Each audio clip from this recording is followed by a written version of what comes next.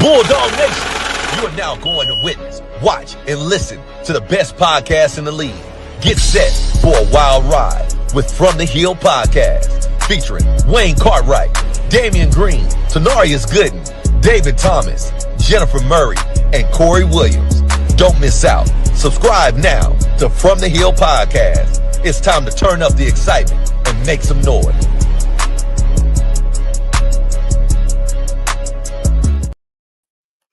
What's going on, family? What's up? How y'all doing? What it do? Hey. Trying to stay warm. Yeah, we was talking about all that stuff, man. What's up, Demetria? Good to see you. Good to see everybody on this Tuesday evening. Yeah, cold weather everywhere. I know y'all gonna probably get some. I'm gonna leave that alone. I'm gonna leave that word that y'all don't want to hear this time of year alone. But just make sure everybody hope that you're cozy on your couch. You got your heat turned to a nice, respectable temperature. Because you know, I saw a few people talking about how they electric bill was a little out of control, and then you ask them, you say, "Well, what you put your heat on?" And some of them said, "Well, I have it on like 77, 78," and I'm like, "That's why your stuff is sky high." And people say, "Well, what the people be asking?" They be like, "Man, what you having on up there in Ohio?" I said, 68 when the wife is home, and 66 when she's not. Hey, you gotta learn to start taking naps and going to sleep with wool socks on and a hoodie to save you money. 66, I'd just rather be broke. Listen, I got my heat right now on 78 and finna crank it up to 85 if I can. Yes. What is the point of having it on 78, man? For real. Because I feel good now.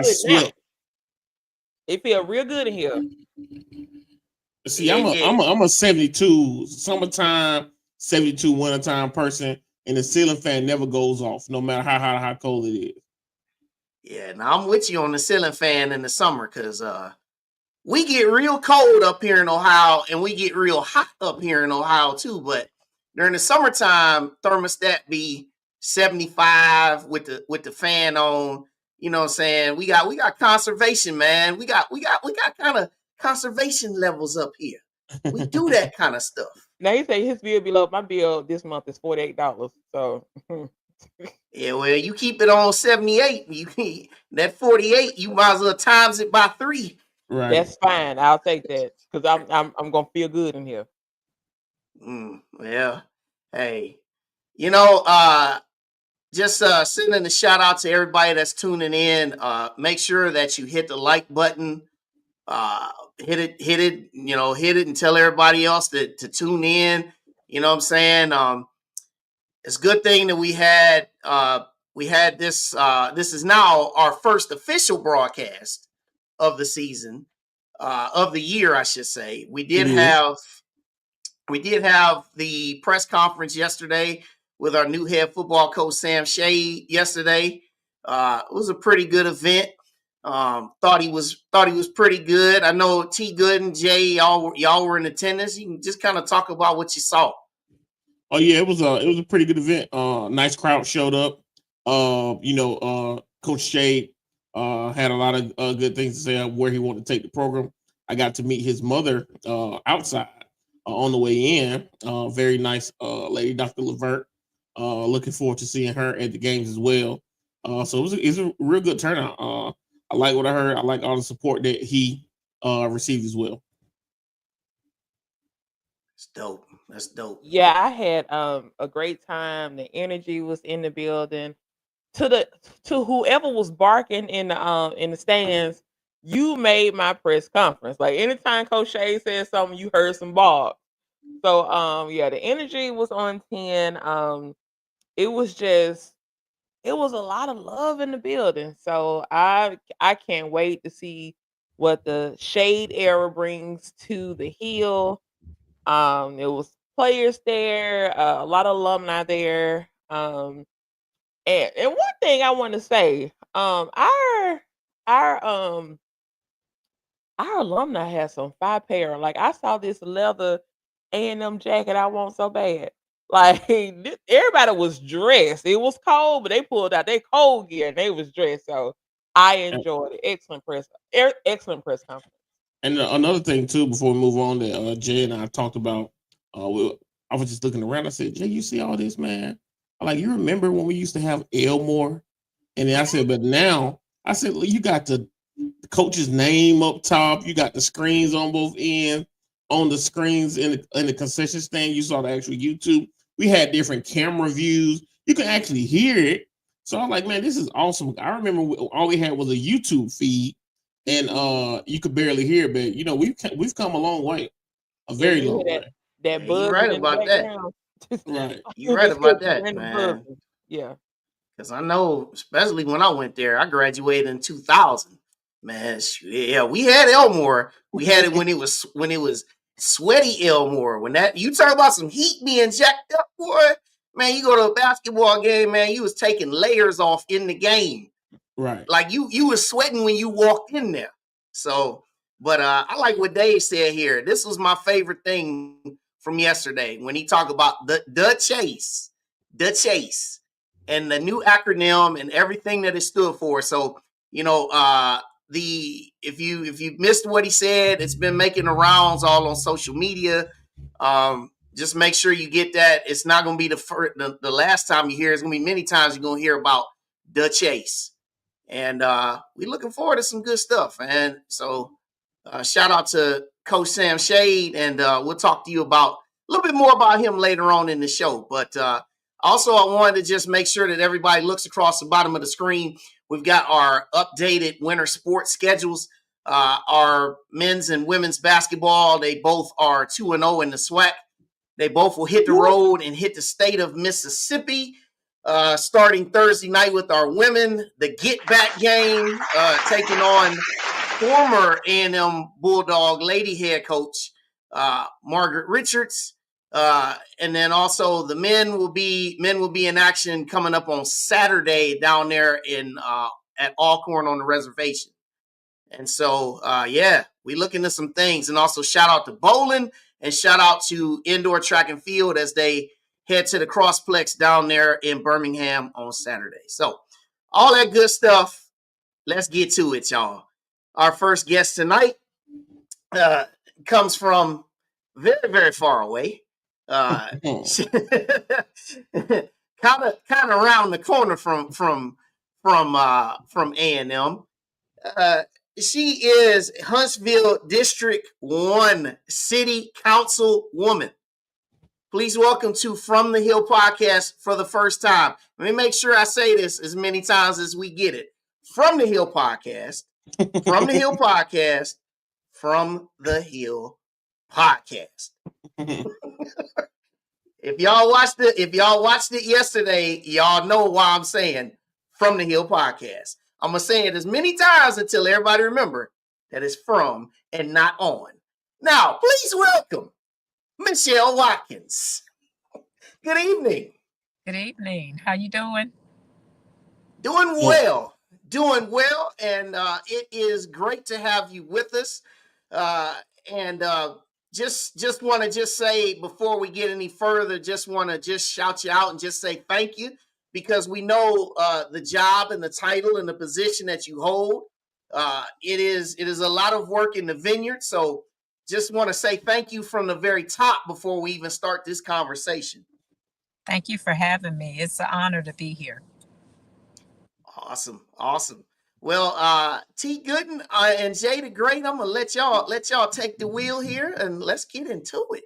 So, Councilman, one of the first questions I have for you is I've been in Huntsville since 2003. I got to Alabama A&M in 2003. I haven't left. I first known you. You were a longtime member of the Huntsville City Board, and now you are the first Black woman as a city councilwoman. So big shout out to that. Big shout out to that. That's a great accomplishment. So prior to you getting into politics with the school and politics with Alabama A&M, what a lot of people don't know, what did Michelle Watkins do before she engulfed herself in everything to help make the city better? Well, prior to being on the Huntsville City Schools Board, I was working at Johnson High School. I was a teacher, and I left the teaching field to work for the federal government. But I always went back and volunteered at the schools. The schools were near and dear to my heart, but I felt I could do more for the schools outside the classroom than inside the classroom. So it was by chance I ended up on the school board. It was really a dare, and I'm always putting my foot in my mouth. I'm learning to stop doing that. The incumbent, I was complaining about something, and they said, "Well, if you think you can do better, then you run against me." I said, "Okay, bet." And here we are. And so I never desired to be a public servant. I always was kind of like in the background, but I guess the time had came for me to step up to the plate, and I've been doing it now for 8 years. It's rewarding, frustrating, tiring, and it's a selfless job. You really have to have the heart for it if you're going to do it, and you're going to do it right. Uh, awesome, awesome. Well, first of all, we're so glad to have you here. And I did see you at the press conference yesterday. I didn't speak, but I did see you, and I just know that I'm not a Huntsville native. I don't live there, but I know a lot of people that know you, and you always hear that you're involved, and so that is big. One of the things I noticed about your history is that you also served as a PTSA president at J.O. Johnson. Mhm. So I want to ask, like, which one was more, I know you're in politics, but working in that environment kind of prepared you for politics. Could you kind of go into like that first level of advocacy for kids working in PTSA? Well, my advocacy really began at Alabama A&M University. I was an undergrad student, and Dr. Larry McDaniels was my marketing and management instructor.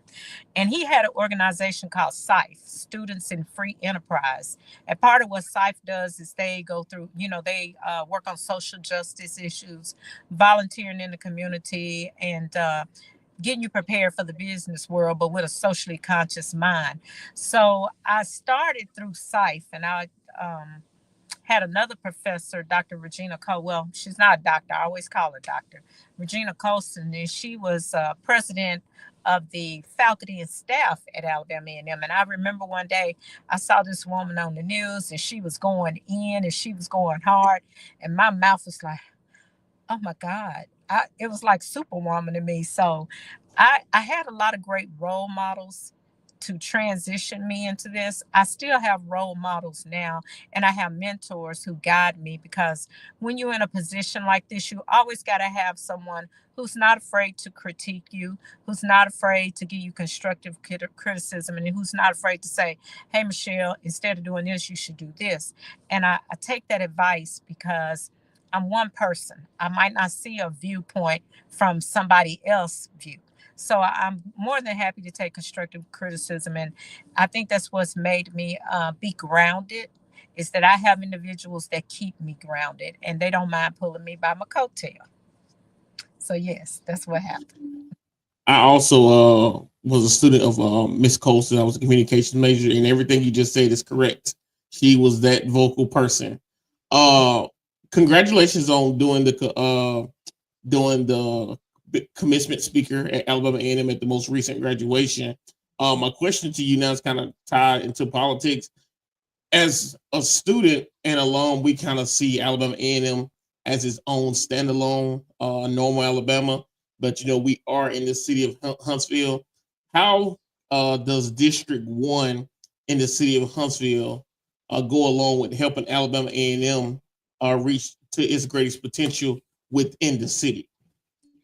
I'm so glad you asked that question, because 2 years prior, they had taken Alabama A&M out of District 1, and it was in District 2.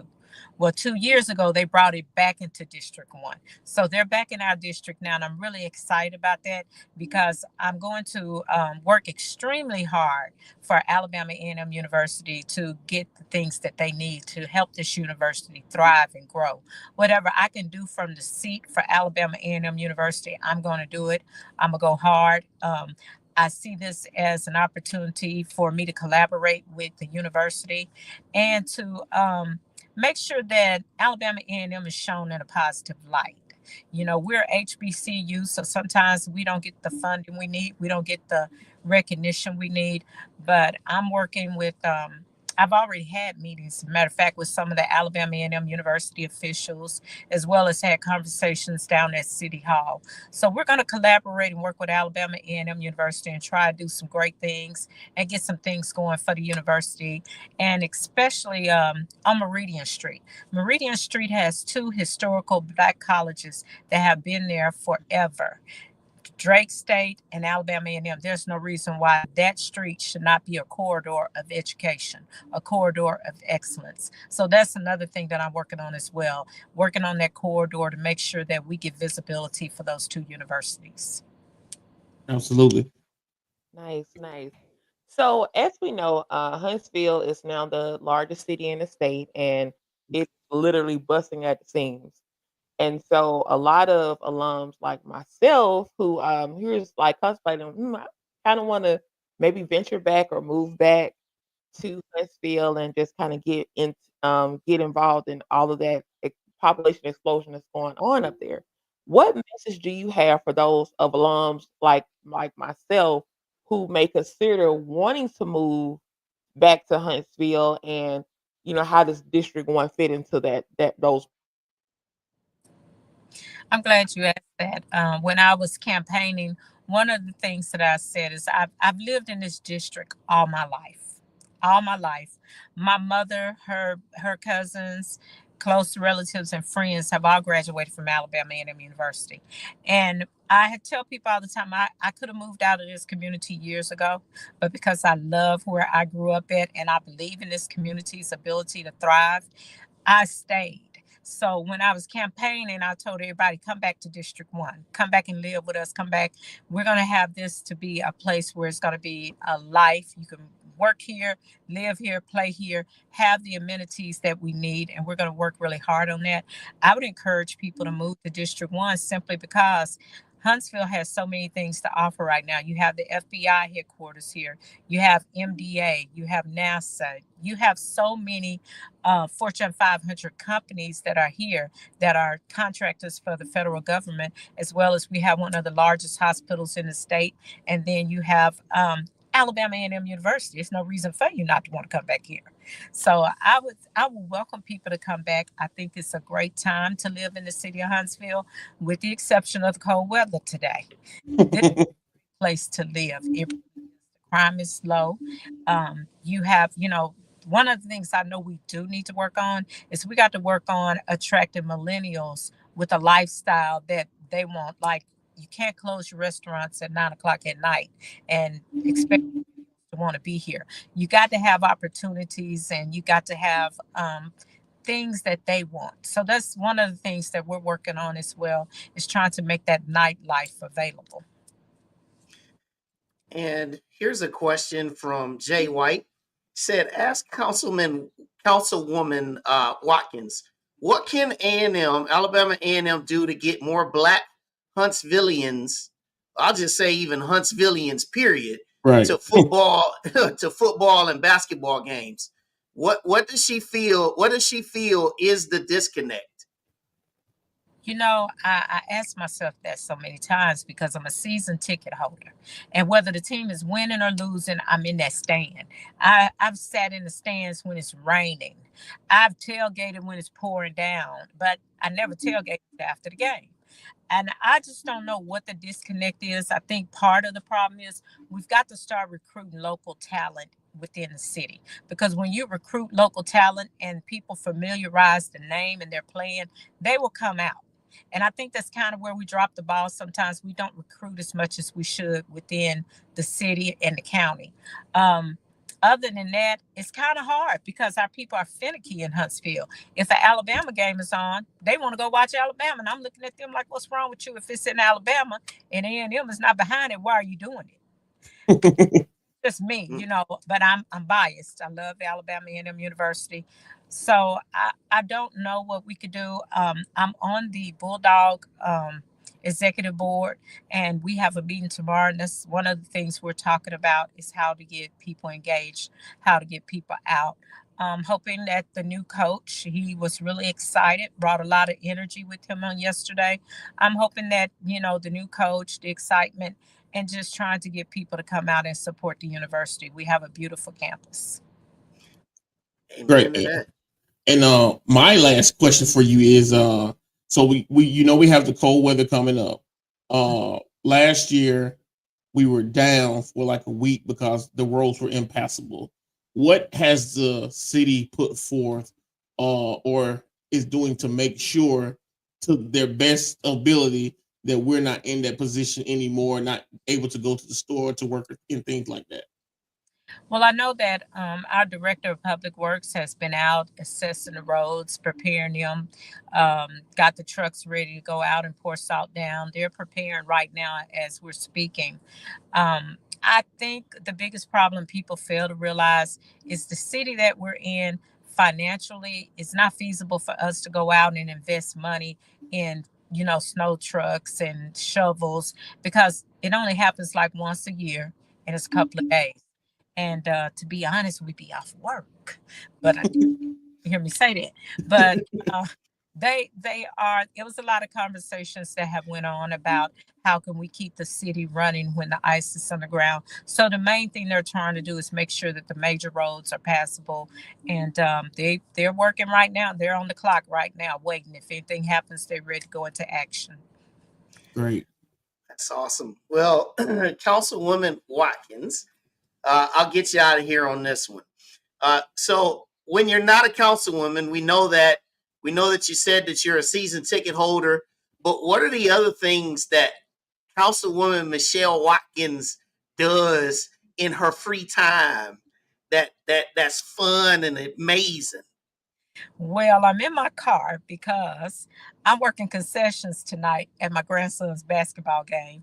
And this is his last year in high school. So it's kind of bittersweet because I've been doing this since he's been 4 years old. I've been following him everywhere on his athletic journey. So I like sports. I love sports. So you always catch me at a game. If I'm not in a meeting, I'm at Alabama A&M if my grandson's not playing. So the things I like to do in my free time is sometimes I just want to shut down and have me a day to myself so I can regroup and get ready for the week ahead, because my day starts at 6 in the morning and sometimes I get to bed at 11 or 12 o'clock at night and I start over the next day and do it all over again. So, sometimes just having one day just to regroup and rethink and get prepared for the week really helps. Nice. All right. Well, we appreciate you taking the time. We definitely and also appreciate you for the work that you're doing, all the support that you give to Alabama A&M, and all the many returns that's going to come from it. So we're going to let you go on back to the concession stand, and we'll definitely be talking because there's still a whole lot more work to be done. So God bless and stay warm, and we'll see you next time. Thank you so much. Go Bulldogs. Go Bulldogs. Bulldogs. That's Councilwoman Michelle Watkins. All Yes, right. sir. Yeah. So that was a great question, Jay White, about what needs to be done. You know what? When he said win games and then he said win, if only it was that simple. And what people fail to realize is the other team is coming to win too. So we just got to come to support. That's what we can control. Absolutely. So we're gonna keep this thing rolling tonight. Our next guest tonight is also in the world of politics. She is Madison County Commissioner for District 6. And she is none other than Commissioner Violet Edwards. Welcome to the show. Hey. From the Hill podcast. Welcome to From the Hill From the podcast. Hill. I got From the Hill. Oh, it's only for From the Hill From the that I Hill. would be in my office at 7:30 on this freezing night. So just for you on We From the appreciate it. We appreciate it. That's great. Thank So you so much for having me. It's an honor to be here. yeah, it's great, and we appreciate you. And also, like I said, I'll echo what I said to our previous guests. Just want to just say thank you for the work that you do before we even get started. It's a lot. We know it's a lot, and we're gonna hear some about what your job and some of your daily duties consist of. So, T. Gooden, take it away. Yes, Commissioner Edwards. Again, thank you for being here. We really do appreciate it. One of my questions, I used to, back when I'm a communications graduate, I used to work at WH&T from like 04 to 09. I remember you as Violet Edwards, the news anchor. Yes. So from news anchor to commissioner, talk to us about that transition. Got you. Well, first of all, T. Gooden, let me call you out because you've been playing, joking. You get to me like you put on your radio voice, Commissioner Edwards. I know you got it in it. I got the TV in you. Commissioner. So putting on my Commissioner Edwards voice. That's hilarious. It's been just a road of advocacy and community service. Even in my days and working in television, volunteering for the Girl Scouts, volunteering at different organizations in Madison County was my way of getting involved. I moved to Huntsville in 2002, and this is it. I'm not leaving. I've just grown to love it. So working in different organizations is really what got me started. And the last job that I was in higher ed, and I just knew there was a lot of money being left on the table. I knew the type of representative that I wanted to represent me, and I was just like, wait a minute, I am grant writing, I am doing this social work, I'm out here in this community, and I'm asking other people to do it when it's all over my resume. Let's put it out there and see, let's run, let's see what people think of it. And that's how I ended up being here, just going out there and doing it and not being afraid to try to move up to the next level. Nice. So, I know you are a county commissioner. Could you explain to the audience what is the difference between county operations as well as city operations? The difference between county and city is when you call me, I say, call Michelle. No. No. County commissioners. So I represent a district that is primary within the city of Huntsville. So it is true that a lot of the phone calls that I get, I will try to advocate with that person when it comes to city things that's going on in the city. But on the county has its own budget. We're an extension of your state legislature. And so this area still gets a voice on how the county spends its money, what we do with this budget. You get a voice on your service. So you have your city representative who really does have jurisdiction over your trash, over your roads, over your lights. And out in the county, the unincorporated areas, your county commissioner would take on that responsibility. With me working with 3 different city councilmen, I get pleasure with working with 3 of them to advocate for city services. But the people of District 6 still get a voice on how Madison County spends its dollars because they have this county seat in place. So with your District 6, how does Alabama A&M play into the operation of your district, or does it not play into it at all? It absolutely does. So the county district is a little bigger than the city district. I represent North and Northwest Huntsville. The beautiful thing about District 6 is it is the educational hub. It has 5 colleges and universities. That includes Alabama A&M and Drake. In District 6, there's also Oakwood, the campus of Calhoun, and who am I forgetting? UAH. So all 5 of the major universities and institutions of higher learning are within the district. So we really push education. Now, my office is down the street from A&M. So y'all are kind of, I won't say you're my favorites, but I see you. I pass by Drake quite often. And also a major part of my budget, we have projects, and a major part of my budget goes to projects that are on the Hill. Nice. Nice. And I'm going to ask you the same question I asked Commissioner Watkins. Again, Madison County, as well as Huntsville, is just growing by leaps and bounds. What message do you have for Bulldog alums who are considering making that jump, coming back to the region to just be a part of that growth?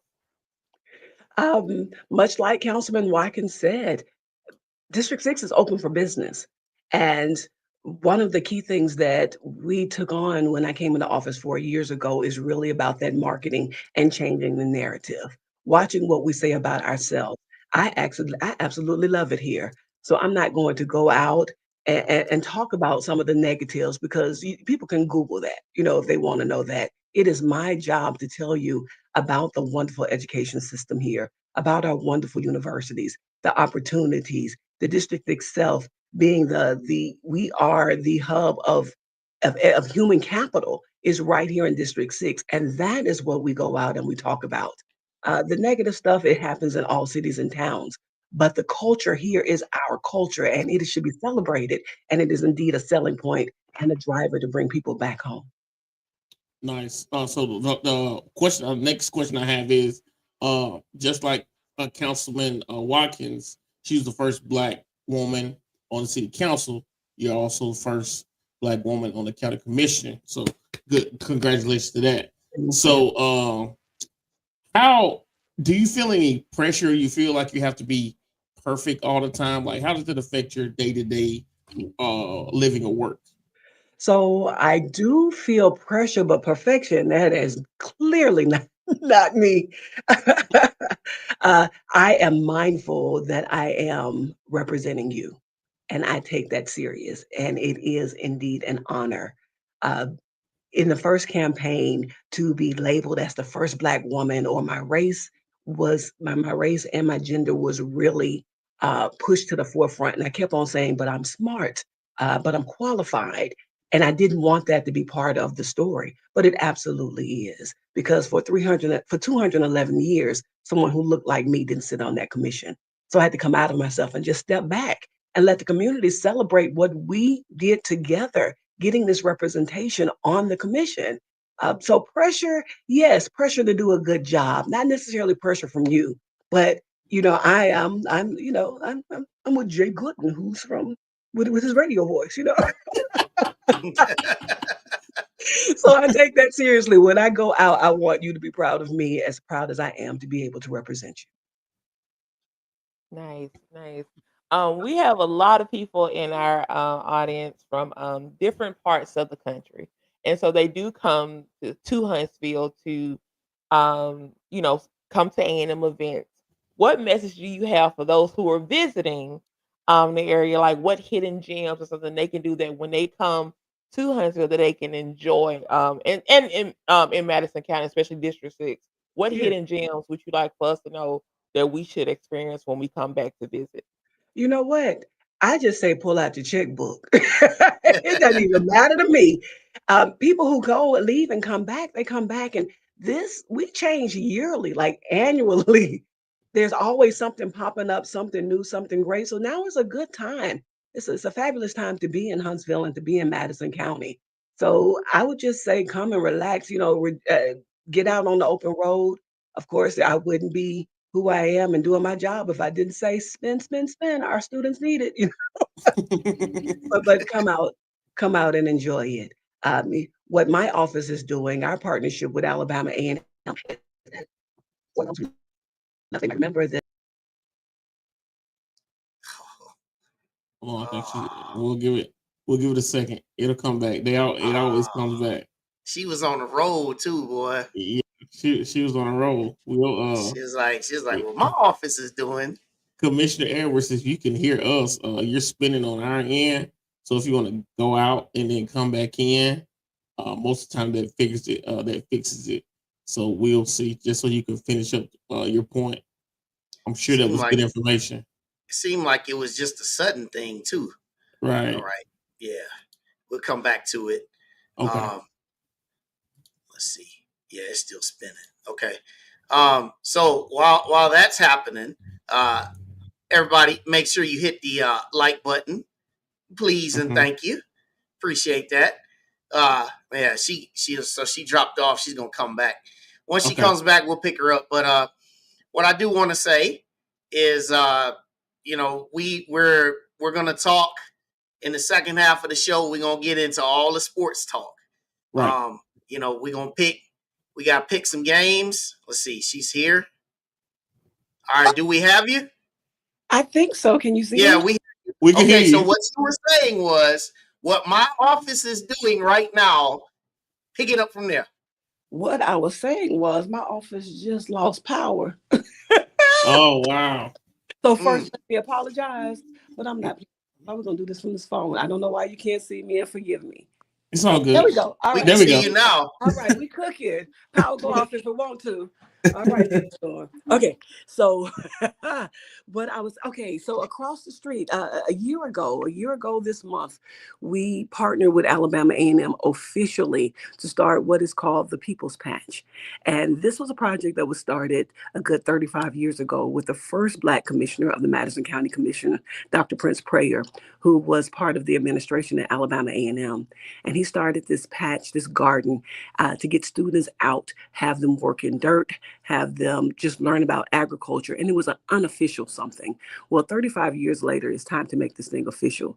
So we partnered with Alabama A&M, and working with the administration has been fantastic to actually have a land use agreement with formal names. So now it is called the People's Patch. We're able to, I mentioned before that we have a large part of the District 6 budget going toward that. The goal is just to reintroduce agriculture, or to introduce the agriculture to some, but to get people back to working the land. During this summer, you could go out at any given time and see 20, 30 people, multi-generations out there working the land, whether it was corn, whether it was okra. This year we did watermelons for the first time. So it is addressing some of the food scarcity, fresh food scarcity that we have here in North Huntsville, but it's also a benefit for the students because we have interns coming out doing surveys for us. We had students come and do soil samples, help us get with our soil, we're learning about bugs and weed mitigation, just all the things that an agriculture school teaches is right there on campus now, and we're just honored to be a part of it. In 2-3 weeks, if you come out, you'll see construction going on where we're laying pipes for our irrigation. So we'll be able to water the plants better. We have a bathroom facility that's about to be installed. We have animals. We're about to get sheep. So those in animal sciences, those students can come out to the People's Patch and get that hands-on training. So we're really excited with the partnership and the vision of our local cooperative and the vision of the local administration and that partnership and letting the county come in and do this free of charge to the public to come out. It's like a big science project. The students are learning about agriculture, and that end product the community can just come up and take for free. So we're really excited about it. That is great stuff. And Jay White wanted to make sure he said I picked some good greens from that patch. A lot of folks have. Yes, absolutely. A lot of folks have. We So, but we know you lost power. We know it's late and we know it's cold, but we just thank you for joining us tonight and just giving us such great information. And Dave, good that Dave even said that it's a great partnership for our students to get hands-on experience. Yes. And we thank you for all of the things that you do, not just for the city of Huntsville, but also your support of Alabama A&M. And we know that there's more to this story. It's still going to continue to unfold. So, we definitely would love to just continue to talk to you in the future. And yeah, it's great stuff. Absolutely. So I was going to say, stay tuned. Yep, stay tuned. It's always, at A&M, it's always more stuff going on. So, Right. Congratulations on your podcast, and it has been a pleasure speaking with you this evening. Yeah, thanks for joining us here on From the Hill podcast. All right, God bless you. We'll see you. Thank you. All right, that's Councilwoman. Well, I can say this, Commissioner. Huntsville and Madison County, y'all in good hands. Like I'm impressed. I am impressed. Yeah, man, because I even outside of Huntsville, you got the city of Madison. I mean, I don't have to go to Madison that much because everything is on, in Huntsville. But even when you go out to Madison, it's always something coming up Y'all there as know well. that's where my family lives. Right. So It's every always time something going on. yeah, when I come down there, when I come over there to Madison, see my grandma, my aunt, my uncles, man, shoot it, apartments, houses, more Restaurants. businesses, some place that you never ate before, that you never heard to eat before, Right. comes up. Me and my wife, man, we just eat, just be like, hey, never had that before. Let's try Rita's is in Madison. that. Right. Everything, man. So, Huntsville, Madison, North Alabama is just coming up, man. And it's all good stuff. So all right, so we're gonna get into the sports part of the show here. First off, again, everybody like the stream. And before I go any further, all right, I want to say this about where we are in terms of basketball. I said this at the beginning about how we got Thursday night, which is the get back game down there in Jackson. Um, you know, Shout out to Coach Richards, but we owe you this. We don't just owe Jackson State. We owe you this. I ain't a trash talker by trade, but I'm gonna say this right here tonight. We owe you. You. Right. Look at this. Said Dawn versus Margaret. Right. Hey, y'all heard what I said. You heard what I said. I ain't mincing words. We owe you. So anyhow, with basketball, both of our programs have started off 2-0. We beat Valley, we beat UAPB. Now we get into the part where we start playing the teams that we don't typically beat. Jackson State, Alcorn, some of these other teams is going to come up on the schedule. This is where we got to get it, man. Texas Southern will be coming up here soon, too. These are the teams that we got to be beating on the men's side. Women's side, feel cool. Men's side, hey, let's change some stuff, man. Let's change it up. Let's start beating some of these teams that we ain't been beating.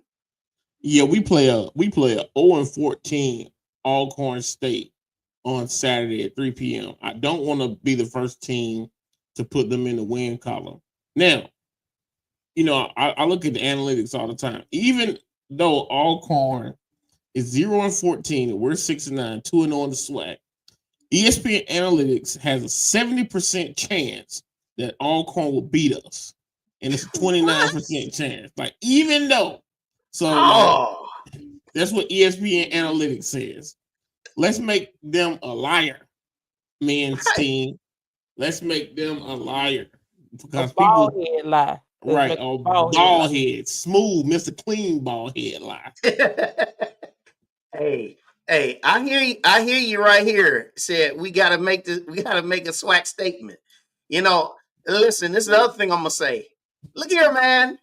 Men, ain't none of this start off 2-5 or 2-7. We ain't doing that. Then gotta go make a run in the second half of the season just to get like the 6th or 7th seed down there in Atlanta. We ain't none of that this year, man. You should already look. Moody already said it during media day. Moody and Downey. They picked y'all 9th. They already said they don't believe that y'all anything. They said y'all gonna be 9th. Now you got to take that stuff personal every single time you hit the court. Yep, and shout out to AC Bryant. He's season leading with 12.9 points a game, 48.4% from the field, and 72.9 free throw percentage. Chad Moody's averaging 4.8 rebounds per game, and Darius Ford is averaging 3.3 assists per game. So let's put all that together and go ahead and make these people a lie. I like this one right here. He said, "Let's make him cry some more." Now. I felt bad for old Landon, man. I feel bad for Landon on Saturday. He got a little emotional there on the sidelines there at the end of that Jackson State game. So, I, Man, I, I know. We all go ahead, Jay. I'm sorry. I know when I saw the video and I was like, I didn't even play it, so I don't know what happened with the crime because I I get emotionally connected to folks, and so that's thinking I'm just gonna be like, dang, I feel bad, and no, I ain't even want to do that. I ain't want to set myself up, so I didn't even watch the video, so I don't know what happened, but yeah, yeah, I yeah, we gonna do our thing. I saw what was that yesterday. AC Bryant did a dunk and just shook all over the rim. We're gonna do that again. So yeah, I ain't no sweat. We all right. We got it. I want to yeah. jump to another team real quick. I had opportunity to watch. Who did we play last Saturday? Was it UAPB? UAPB. Yeah. So it was a guy. I just kept hearing his name, and I thought, like, is that his nickname? It was a player by the name of Dr. Bradley. Doctor is his first name. Bradley is his last name. This guy's good, man. So far, he dropped 30 on us. He dropped 35 against Alabama State 2 days later. So I think that's a player to watch out for in the SWAC this year. I think he's gonna be somebody to watch out for. He's a 6'8" junior from LA, but guard. So he's a good player. He may end up being like old boy from last year from Valley. Remember Yeah, that dude was putting like 30 something on everybody? dropping 30 on everybody's head. On everybody. And they won They one game. were losing, but he was dropping 30. Right. It was like, man, he would be SWAC player of the year easily if they were a decent team. Right. But yeah, ever attended an Alcorn game? You understand? Standing room only, fans standing on the court. But hey, that's what we used to do at Elmore. We used to stand on the court too. The referee telling us to move back. Right. Yeah, you didn't go to a game in Elmore if you didn't get pushed back by police. Now, Seriously. you ain't go, and and I almost got threatened to get thrown out. Yeah, and I like this. Said, yeah, definitely, man. Got to get better at the free throw line. And look, that's for the women too. The women got to be better at the free throw line too, man. That last game, they was missing a lot of free throws. So hey, we clean it up now. We clean it up. But yeah, everybody headed to. They all headed to Mississippi for this weekend. And well, the women will be there Thursday. The men will be there Saturday and Monday. So let's get this work, man. Let's get this work. So said there was no basketball atmosphere in the SWAC like AAMU games, right? And also, let me throw this out here too before we get into the picks. Also, I want to throw this out. The game coming up on the 18th, the Saturday after this one coming up. All right, against Alabama State. Don't y'all let them folks be coming up in our place. Buy up all them tickets and shut them people down. Don't let them come up into the event center. Because they put something up last night at their game down there in Montgomery talking about it's a gold out. Man, the devil is a lie. Man, Not in our house. I was talking to AD Bryant yesterday after we left we're leaving the press conference for Coach Shade. They got a little bit of section for them to sit, but it ain't. You remember what team was that put the band up there to change the lights? Texas. Yeah. So Texas and Penn State, they both do it. I might get somebody from Alabama State to throw me a hot dog from the concession stand all the way in the back, but yeah, they're not taking us over in a couple of weeks. Well, next Saturday. And if they don't come up here. And if they do, Bulldogs, just bring your fly swatters. Right. I'm only saying this, CJ, because they put a big old banner on their screen that said it's a gold out. That's the only reason why I'm saying it. But look, we should already be sold out anyway. Yeah, it should be sold out already. Sold out anyway. Sold out for the whole, not just Alabama State games. Sold out for the whole season, y'all. Like, if you have not been to the event center, it is nice. Man, that thing is nice. The energy is nice. The acoustics. the acoustics, the DJ, he get up there spinning on the ones and twos, and then you got Dre the voice, he hyping up the crowd. I mean, it's just what more can you want? Right. Make Yep. sure y'all come treat every game like an Alabama State game. Pack it out. Fun time. Yeah, that's what's up. So yeah, and like he said, only 1% of tickets remaining against Bama State. So yeah, it'll be sold out. Martin Luther King Day weekend at that. So everybody should be in full effect for that one. All right, so let's move on. We're gonna do our picks real quick. Playoffs, college football playoffs in the semifinals. All right, this is the first game in the Capital One Orange Bowl down there in Miami. Thursday night, 7:30 on ESPN, 7:30 Eastern on ESPN. Notre Dame coming off of winning the Sugar Bowl over Georgia, taking on Penn State, who defeated Boise State in the Fiesta Bowl. All right, Jay the Great, who you got? And also those in the comments, tell us who you got. How you gonna start on me with this? I do not. This went hard. Honestly, both of those teams, like, they have dominated the trenches. So I'm gonna have to go. I think I'm gonna go with Penn State, even though I want either one to win because they are actually making history with two black head coaches in the semifinals. So that's huge, that's historical. But I think I'm gonna go with a little more experience with James Franklin and Penn State. T. Man, I'm going Penn State. I like that coach from Ohio State, man. That played at Ohio State. Freeman. Freeman's. I like his energy. I think the team is gonna rally around him. I like Franklin too, but I think Freeman's gonna coach his way into a victory this week. Yeah, this is a tough one, man. This is really tough to Jen's point because Notre Dame, they play really good defense.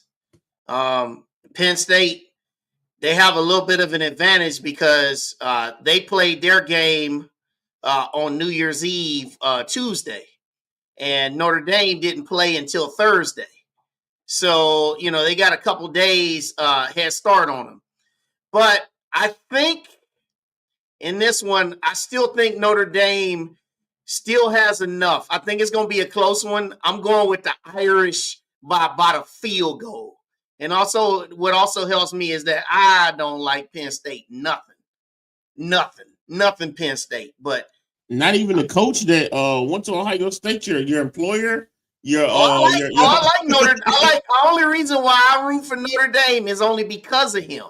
Gotcha. When he ain't coaching them no more, they'll be back on the list too. But give me Notre Dame by a field goal. All right, the game on Friday nights. There ain't even no question. You ain't even got to ask me who I'm picking. So this is about T. Gooden and Jay the Great. T, who you got between the Buckeyes and the Longhorns in the Goodyear Cotton Bowl down there in Arlington Friday night? To me, this is even more harder pick than the previous game. It's a home game for Texas, pretty much.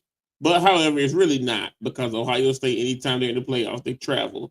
So, but Texas don't have to worry about going anywhere. Ohio State has, ever since they lost to Michigan, they have picked up the pace. So they're playing like a whole totally different team. Texas, they've been they've been winning just a little bit. They look like they should have been losing, but then they come away and win. So I don't know, man. But if I had to pick right now, if my life depended on it, I am going to go with Ohio State. All right, Jen. Honestly, this is hard. Unless are they gonna put Bevo in the game? They said Bevo can make this game since it's since it's in Dallas. But I like to root for the Southern teams, but Ohio State is a bust right now. I don't see anybody stopping them. I really think Ohio State is going to pull it out of all four teams. So it looks like it's going to be Ohio State. But I do want to bring this out. Even with the expanded playoffs, it's just funny that the Final Four are still 4 traditional Yeah, good teams. it's still the same team. Like, we could have kept this at the 4 because they did all of that expansion just to end up with the same few teams in the final. You can put it to 16, and what it will do, where it will just make Bama play and lose, South Carolina play and win or lose, but it will still be the same it will still be the same blue bloods like it's gonna always be. Like just like the FCS playoffs. It's always gonna be what is it, North Dakota?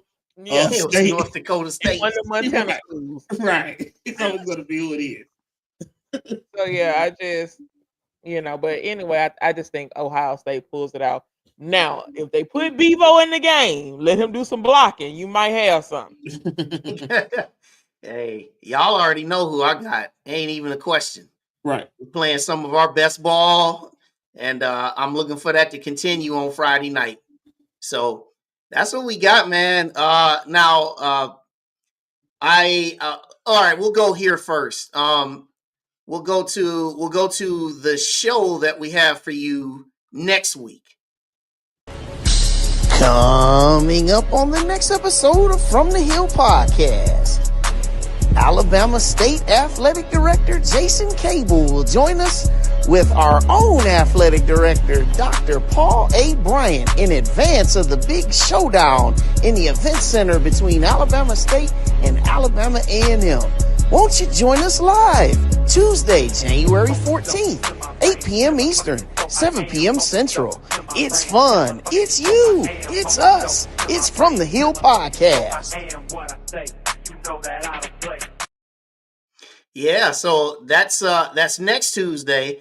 But also, before we even get there, Sunday night, we will have our brand new head football coach, Sam Shade. He's going to join us on Sunday night.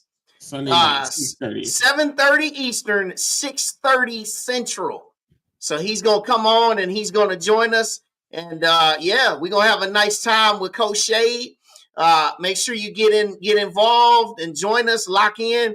We're going to ask him some questions. We just going to talk. It's going to be a good time. So his first appearance with From the Hill Podcast will be Sunday night. Yep. First of many at that. Absolutely. All right. So we got that going on. So lock in next week. Jason Cable, Dr. Paul A. Bryant. We're gonna get that done. That's gonna be awesome time. Mm-hmm. A lot of stuff going on, y'all. NFL playoffs starting on Saturday. Not for me. Okay. Yeah, you're right. You're right about that, David. David, you did ask a question. I forgot to include that. We're gonna start picking those games too, because Okay. All right. So let's say it like this. If I had to tell you who's gonna be in the Super Bowl right now, I'm going with the Ravens. The Ravens gonna be one of the teams. All right. So let's say it like this. All right, because I know the schedule top of my head. All right, 4:30 Eastern, Saturday. You've got the Chargers going to the Texans. All right, T. Gooden, who you got? I'm gonna go with Texas because we got the my man at the head coach. I got to go with Texas. All right, Jada Great, who you got? The Texans head coach is from Big Bessemer, Alabama. Okay, that's what I'm rooting for. All right, I got the Chargers. All right, the second game on Saturday, the third matchup between the Steelers and the Ravens. 8:00 on Saturday night on Prime Video. All right. Both teams, the home team won each matchup during the regular season. All right. Jada Great, you first. Steelers or Ravens? The Steelers is on a downward slide. I can't starting to watch their games is painful. And I'm a Saints fan, and we are terrible. But it's just like the Steelers is playing like the Saints. I just don't get it. So it's definitely gonna be the Ravens. Yeah. Yep. Well, T. Gooden, you said you putting the Ravens in the Super Bowl, so I know you got the Ravens winning. Right. I'm with y'all. The Steelers. I watched that whole game against Cincinnati on Saturday night. They can't run it, and they struggling to even pass. Right. Yeah, give me the Ravens. I think this third matchup won't even be as close as the last two were. Nope. All right. Sunday, 1 p.m. First game. You got 3 games on Sunday. First game Sunday. You got the Broncos. First time in the playoffs since they won Super Bowl 50 back in 2016. All right. They're going to take on the Buffalo Bills. T. Gooden, who you got? Going with the Bills. Bills are hot. I'm not picking the Broncos over them at all. All right. Jen?